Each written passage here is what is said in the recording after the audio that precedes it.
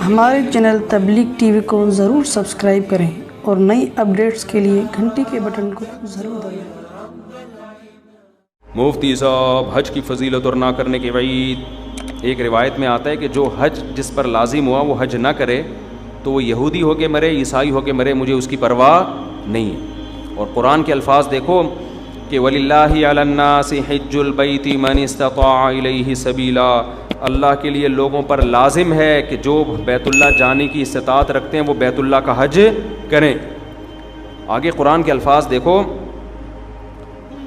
وَلِلَّهِ عَلَى النَّاسِ حِجُّ الْبَيْتِ مَنِ اسْتَطَاعَ إِلَيْهِ سَبِيلًا۔ آگے کیا الفاظ ہیں؟ وَمَنْ كَفَرَ فَإِنَّ اللَّهَ غَنِيٌّ عَنِ الْعَالَمِينَ، جو انکار کرے گا تو اللہ تمام جہان والوں سے غنی ہے۔ کیا مطلب؟ بہت بڑی دھمکی ہے کہ جو نہیں آئے گا نا استطاعت کے باوجود، اللہ کو اس کی کوئی ضرورت نہیں ہے۔ یہ جب دھمکی کے الفاظ واضح نہیں ہوتے نا، مبہم ہوتے ہیں، تو بلاغت کا قاعدہ ہے کہ یہ دھمکی چھوٹی نہیں ہوتی بلکہ بہت بڑی ہوتی ہے۔ تو اللہ کہہ رہے ہیں مجھے پھر تمہاری ضرورت، مجھے تمہاری کوئی ضرورت نہیں ہے۔ تو اسلام کا ایک رکن ہے۔ آج کیا ہوتا ہے، میں حج پہ جب گیا تھا، افسوس کے ساتھ کہنا پڑتا ہے کہ سارے بڈھیاں آ رہی ہوتی ہیں حج کے لیے۔ ٹھیک ہے، اللہ ان کو اس عمر میں توفیق دے رہا ہے، اچھی بات ہے، نہ آنے سے بہتر تھا کہ چلو اب آ گئے۔ میرے بھائی یہ جوانی کا کام ہے، سمجھتے ہو؟ جب جیسے ہی پیسہ آئے سب سے پہلا کام کیا کرو؟ حج کرو۔ اس کو ڈیلے کرتے ہیں، سارے کاموں سے فارغ ہو کر، بچیوں کی شادیاں، اپنی بھی 4 ٹوٹل مکمل، غلطی سے نکل گیا، اپنی بھی شادی ہو گئی، کچھ چیزیں میرے منہ سے غلطی سے نکل جاتی، اپنی بھی ایک شادی ہو گئی، اور پھر کیا ہے کہ وہ سارے بزنس سے فارغ ہو ہلا کے جب اب کرنے دھرنے کا کچھ بھی نہیں ہے، بیٹھا ہوا ہے، کیا کریں یار، بوریت بہت ہو رہی ہے۔ اردو غل بھی ساری قسطیں ختم ہو گئیں، دیکھ لیا، کوئی نئی سیریز بھی نہیں آ رہی، وہ ڈرامہ چل رہا تھا وہ بھی ختم، نئی فلم بھی دیکھ لی، ٹھیک ہے نا، سب کچھ ہوا کہ کیا کریں یار، اب بیگم کو مشورہ دو، چلیں حج پہ نہ چلیں؟ چلو ٹھیک ہے، کہاں چلتے ہیں؟ حج پہ چلتے ہیں۔ ٹھیک ہے بھائی، ہم جو بڑھاپے میں بھی جا رہے ہیں، ہم خدا نہ خواستہ ان کو برا نہیں کہہ رہے، نیکی تو جس عمر میں کی جائے، جب اللہ قبول کر رہا ہے تو ہم کون ہوتے ہیں؟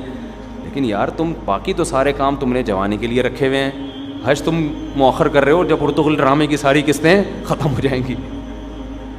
بری بات ہے نا یہ۔ جب آپ اللہ کے حکم کو ویلیو نہیں دو گے تو اللہ آپ کو ویلیو دے گا۔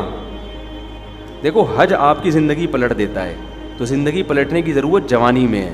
جوانی میں چینج ہو گئے، آگے خیر کا بہت زیادہ موقع ملے گا، بہت موقع ملے گا۔ در جوانی توبہ کردن شیوائے پیغمبری، جوانی میں توبہ کرنا کس کا کام ہے؟ پیغمبروں کا کام ہے۔ تو حج میں انسان بعض دفعہ زندگی چینج ہو جاتی ہے اس کی، جب وہ اللہ کے شاعر دیکھتا ہے نا، وہاں پہ کیسا لاکھوں کا مجمع منا سے عرفات سے نکل کے مزدلفہ، چیونٹیوں کی طرح لوگ ہوتے ہیں، کیسی ایک اللہ کی نشانیاں نظر آتی ہیں وہاں پہ، کیسا دیوانوں کی طرح بیت اللہ کا طواف۔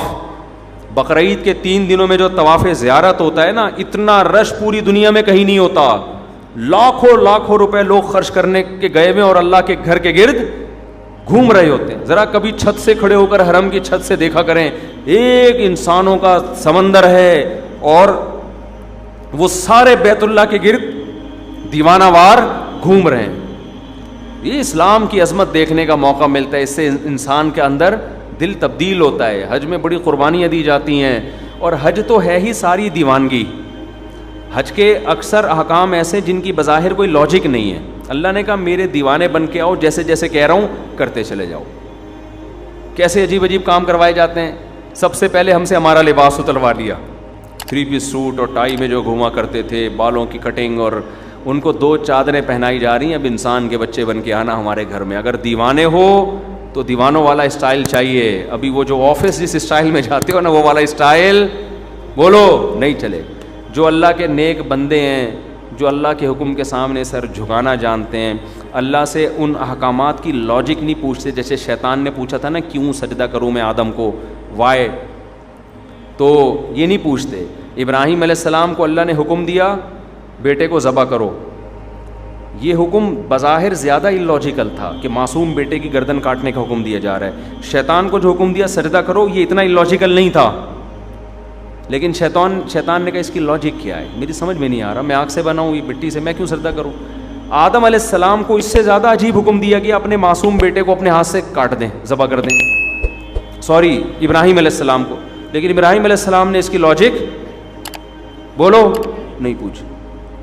کہا بیٹا مجھے اللہ نے حکم دیا تجھے کاٹ دوں. بیٹے نے کہا جب اللہ کا حکم ہے تو بھائی ہم کیا کہہ سکتے ہیں, بھائی کاٹ دیں, آپ میرا گلا کاٹ دیں, ذبح کر دیں.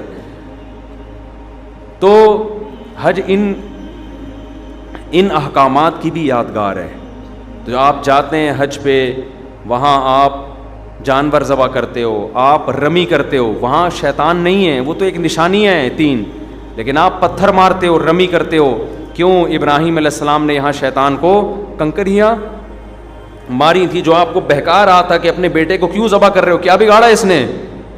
ابراہیم علیہ السلام نے شیطان کو دلائل سے جواب نہیں دیا, پتھر اٹھا کے مارے. اللہ نے کہا تم جاؤ وہاں کنکریاں پھینکو.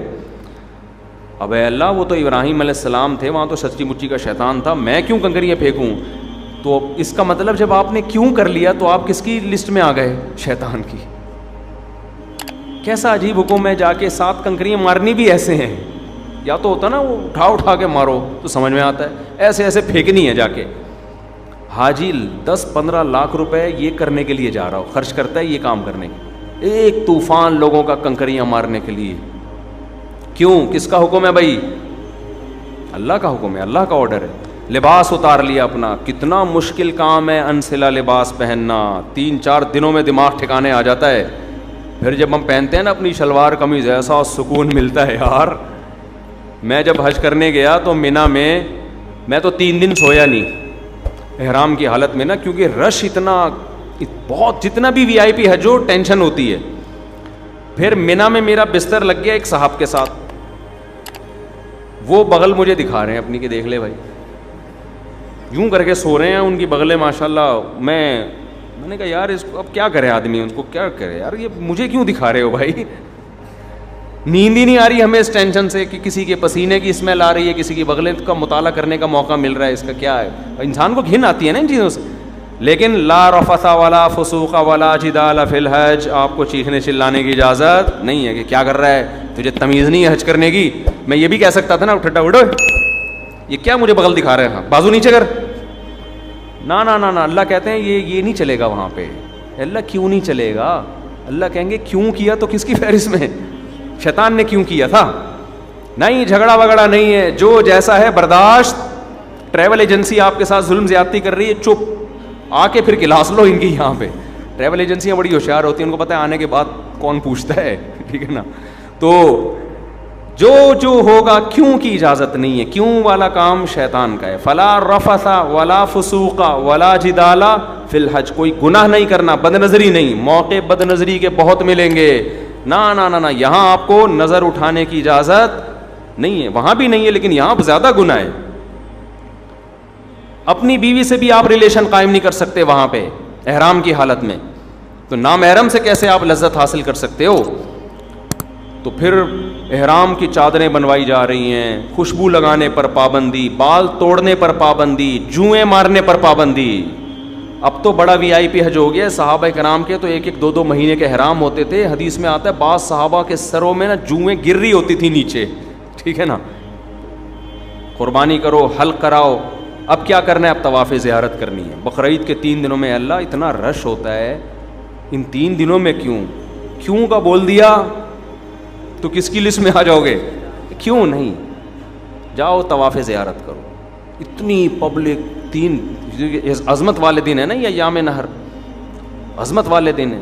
پھر کیا کریں, طواف زیارت کر کے واپس آ جاؤ مینا.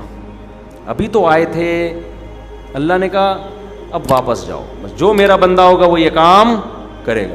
آخر میں اینڈ کیا نکلتا ہے, پروٹوکول کیا ملتا ہے آپ کو, جب آپ نے اتنی قربانیاں دیں, عرفات کا وقوف کیا آپ نے, عرفات میں لمبی دعائیں مانگنا سنت ہے, عرفات کا وقوف بھی کر لیا, قربانی بھی ہو گئی.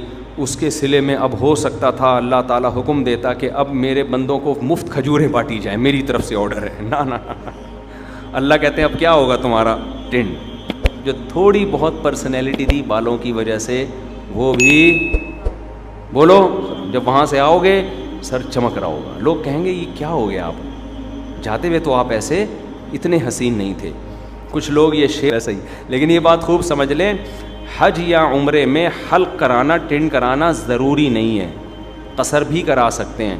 ثواب 3 گنا زیادہ ہے حلق کرانے میں, سمجھتے ہو, لیکن قصر کرانا بھی کیا ہے, بال ایک پورے کے برابر چھوٹے کرنا بھی کیا ہے, جائز ہے.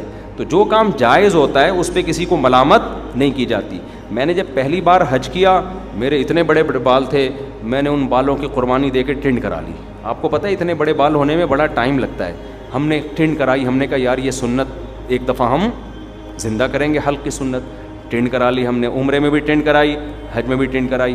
دوبارہ میں عمرے پر گیا, میں نے ٹنڈ نہیں کرائی, میں نے قصر کرا لیا. میں نے کہا چلو حلق کی سنت زندہ کر دی ایک دفعہ, اب ہم قصر کرا لیتے ہیں تاکہ گھر میں تھوڑی سی عزت ہو ہماری.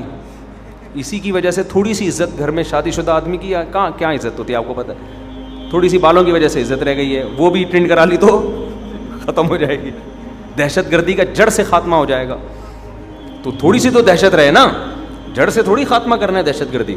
خیر بہرحال ثواب حلق میں ہی زیادہ ہے, ٹنڈ کرانے میں ہی زیادہ ہے. لیکن میں نے کہا اب میں عمرہ کرتا ہوں تو حلق کراؤں گا, تو قصر کراؤں گا. قصر کرا لیا.